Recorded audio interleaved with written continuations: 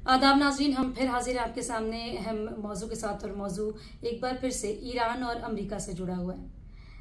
सदर ट्रंप के ओहदा संभालने के बाद ही मशरिक़ वस्ता से लेकर पूरे यूरोप में एक हलचल मच चुकी है और सदर ट्रंप के रोज़ाना कुछ न कुछ नए बयान सामने आ रहे हैं।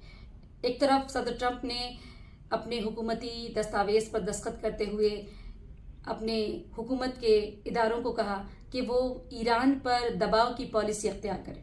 दूसरी तरफ उन्होंने सोशल मीडिया के वेबसाइट पर लिखा कि जो ईरान है उसके साथ वो मुआहदा करना चाहते हैं, यानी कि जो एटमी मुआहदे से 2018 में सदर ट्रंप ने अमेरिका को अलग कर लिया था, अब फिर से इस मुआहदे में शामिल होने की ख्वाहिश का इजहार किया। और उन्होंने ये भी कहा है कि अगर इस मुआहदे में ये मुआहदा हो जाता है और तो वो मशरिक़ वस्ता में एक जश्न का समा होगा।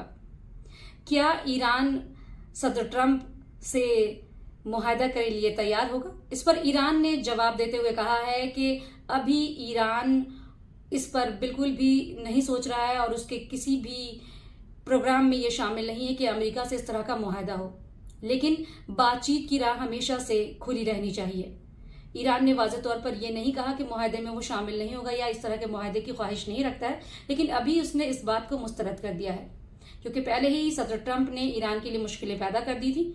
आपको क्या लगता है कि सदर ट्रंप इस बार एटमी मुआहदे के साथ साथ ईरान पर कुछ और पाबंदियां भी लगाने की ख्वाहिश रखते हैं, या फिर सदर ट्रंप का ये नई जो चाल है उससे ईरान को कोई नुकसान पहुंचेगा? हमें अपनी राय से कमेंट सेक्शन में जरूर नवाजें और देखते रहे हमारा चैनल न्यूज़ 18 उर्दू। और मुझे दे इजाजत। खुदा हाफिज।